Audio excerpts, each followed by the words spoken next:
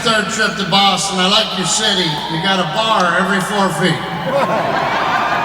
With a church in between them. I figured out your system. I'm fucked up, I'm sorry. I'm fucked up, I'm sorry. I'm fucked up, I'm sorry. It's good to hear you laughing, man. That's all we got left. It's so good to be a part of something fucking positive tonight, man. This is what we need to be doing right here. Right here. Because I gotta tell you, it's fucking sick out there right now. And I don't talk about that for me. I don't care what happens to me. My life was already a miracle. I was a 300-pound romantic lead. The checks are still coming. I don't give a fuck. Serious, if it gets any weirder, I'm gonna move to Canada, tell them I'm John Candy. They're gonna let me right in.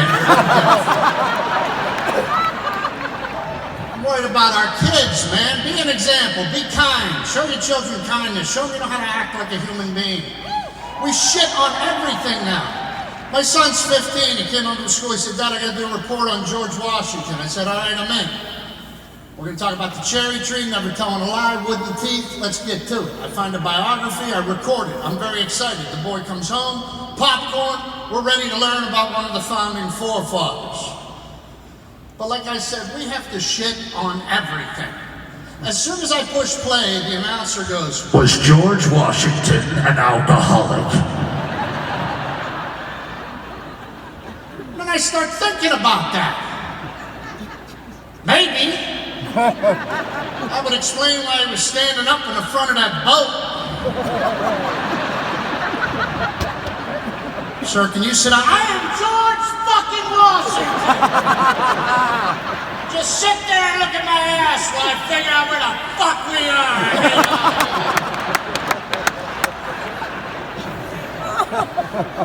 The shit our children have to deal with. I get letters home from my school that would have never happened when I was young. They sent a letter home, beware of cyberbullying. And that meant something to my kids, so I gotta take it serious. When I was a kid, bullying was different. That meant you were the fat kid with crooked teeth getting chased down a fucking alley with a bottle rocket. It was a different time. But he was worried about this, and I said, well, what's your biggest fear? And he's like, well, they could put bad stuff on the internet about you and ruin you. I said, son, the best advice I can give you is this. At some point, you gotta look in the mirror and decide that that guy's opinion is more important than anyone's. And he goes, I don't think you understand. So I said, all right, put my name in there. So he puts him in there, a bunch of nice stuff came up. Love Mike and Molly, can't wait to see what he does next. Met him outside the so-and-so, he took a picture with us, which is the guy who tried to be my father's son, right? Then there's one little troll. And he writes, I hope that fat fuck dies of a heart attack. Fuck him and his whole fucking family. I made my son read that. So he read it, and his eyes got big, and he goes, what do you do when you read that? I go, I close the computer, and I go to sleep in this big fucking house. Yeah! I sleep like a baby. You fat fuck.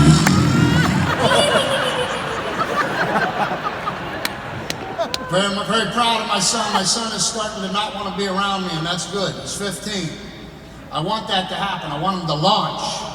Because otherwise they move back in the house, live in your basement, they got a wallet with a chain attached to it with no fucking money in it, you gotta sue them to get them out of the goddamn house. You see that those parents had to sue that guy to get him out there? Son, my dad's a 20-year Navy guy, I can't see him suing me to get me out of the house. I can see him bringing a chainsaw to the kitchen table and going, you can move or you can be shorter. What do you want to do here? Good choice, boy, good choice. And I'm proud, I want him to launch. But what he's done is left me at home, alone, with my wife. I don't think you heard me.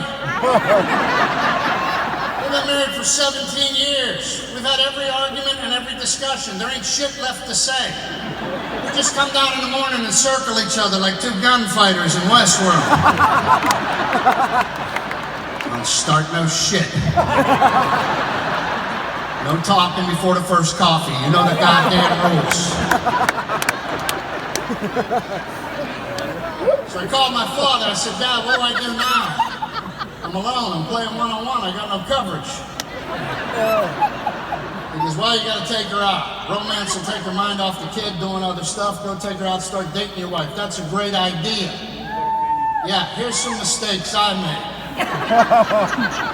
If you're a veteran married couple, 15 years or better, and you're gonna start dating the wife again, don't go out with a rookie couple. Because a rookie couple's in new love. And new love will make you want to blow your fucking head off. What do you? She likes cheese. Can you believe she likes cheese? Just sit at the table to try not to throw up in your mouth.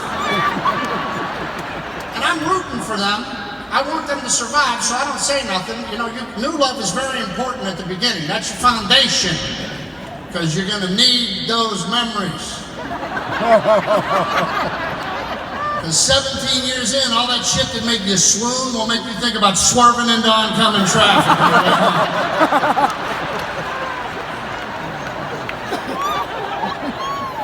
So now I'm out with the rookies, and I let them pick the movie. Now they're young and they're in love. What did they pick? Romance. And a romantic comedy, which is even worse. See, once you've been married for a while, you know to avoid that shit. I want to see something fly, I want to see something blow up, and I want some good music, and I'm done, I'm going home. Because otherwise there's going to be a fucking hypothetical quiz on the drive home. The young ones don't know that yet. If you watch one of those emotional movies with your wife, you're driving home and you hear, "Would you love me if I didn't have any feet?" Oh, God, take me right now. Please just fucking kill me right now. So we go into the movie theater, right? The rookies sit here. There's a seat between us. Me and the wife are here. The movie starts. And every time the couple on screen gets more romantic, these two hold each other tighter. And she goes, "That's us! We do that, that's us!" Here's the conversation 17 years later. "Give me the popcorn. You said you're going to eat it down to the P. The P's the halfway mark. That's the agreement we made in the lobby. Give me the wait on the fucking raisin. Fuck you. I don't want any popcorn."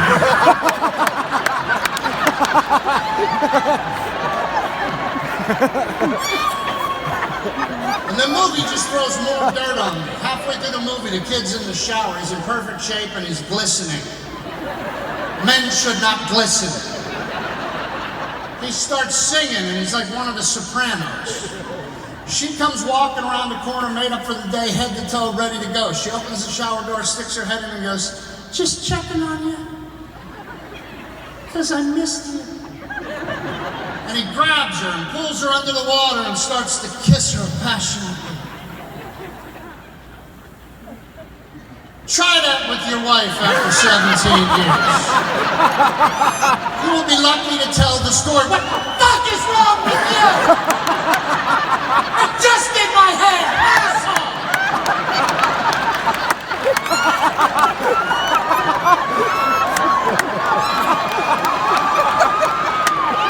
But the guy in the movie, fuck him, he's a dick and so are you.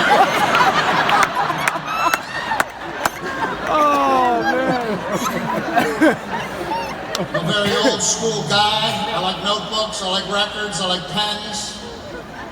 I didn't like the internet when it came around. Turns out I was right. It's a shit show out there. But my wife is very progressive, so she's always trying to find me some kind of technology I might like. And this is where I really start to sound my age, you know. First thing she bought me was that Apple Watch. You know, the iWatch? She's like, "Get this." And I'm like, "No, that's a tracking device." Sometimes Daddy's on a secret mission. I have to acquiesce, though. She finally wore me down last Father's Day. She bought me Alexa. You know, the tube you talk to? I love her. She's nice when I talk to her. She does whatever I tell her. And she's quiet when I want her to be. She's perfect. I said, "Alexa, play Nat King Cole." Shuffling songs by Nat King Cole.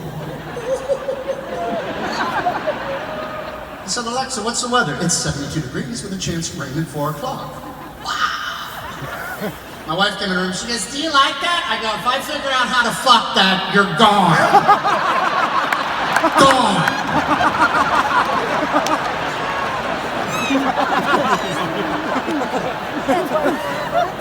Of course, you know I'm being delusional, it's just the beginning of the relationship. 6 months from now, Alexa will be going, Billy, I don't like the way you talk to me. Then Siri will get jealous, were you talking to that bitch in the kitchen?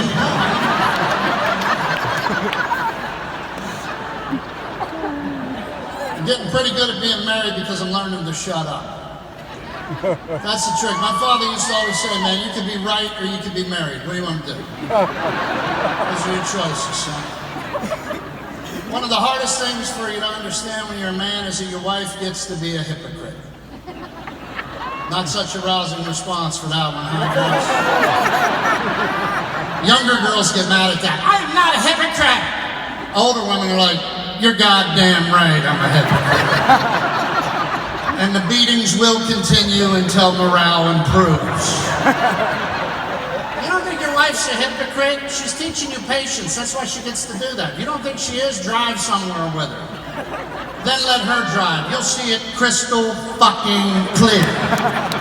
In 17 years, if I am driving and she is here, I've never gone the right speed, been in the right lane, the window's down too far, why's the radio so loud, the air's too cold, who listens to music? I would have gone in the other entrance, why didn't you go in this entrance? There's the spot, there's the spot, there's the spot, there's the spot. You know I'm telling you the truth, it happened to some of you on the fucking way here tonight.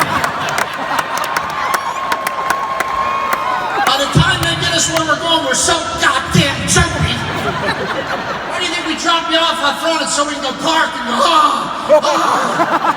oh, dear God, please don't let me stroke out right here, please, man. Don't let me have my patience.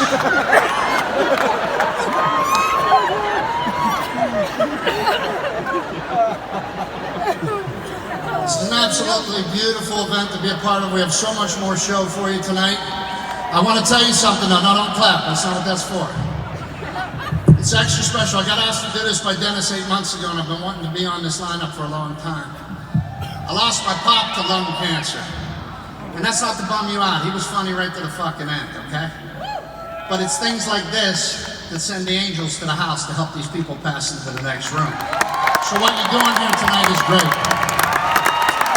My father's the funniest fucking human being I've ever met. And he was funny because he didn't take himself too seriously, and that's when you get to see the comedy. That's where comics have the gift. They get to see shit without taking it too seriously. Here's the funniest joke I ever wrote, and I didn't write it, I just watched my dad. I was down at my dad's, he's second year at Mike and Molly. He got a little house in Florida with a pool, he's in hog shit heaven, right?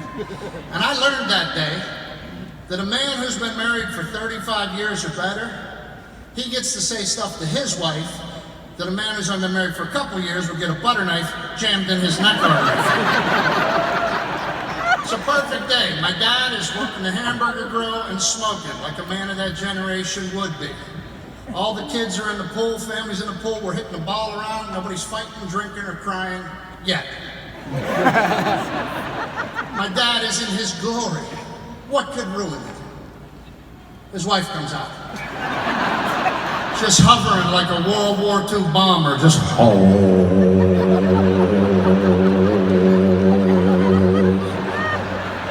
As soon as she sees the cigarette, she snaps. I can't believe you're smoking in front of these brand new grandbabies. This is the most magical time of your life. You work 35 years to retire. This is how you're going to spend and take 7 minutes of time off your life. Not to mention the Carson Trooper in the air for these children. You have any idea? He doesn't even flinch.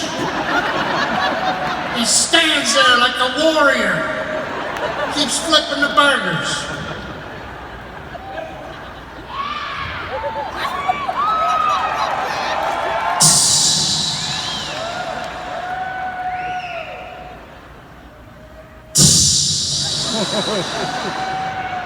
He lets her get it all out, then he looks at her and goes, see, that's why nobody likes you.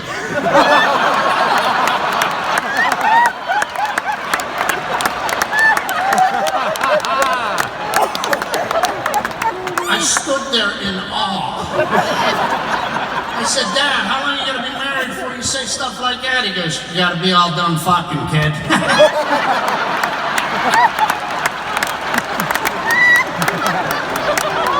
And then he winked at me and goes, it's worth the wait. Hang in there, it's worth the wait. You were worth the wait. Enjoy the rest of these comments. God bless.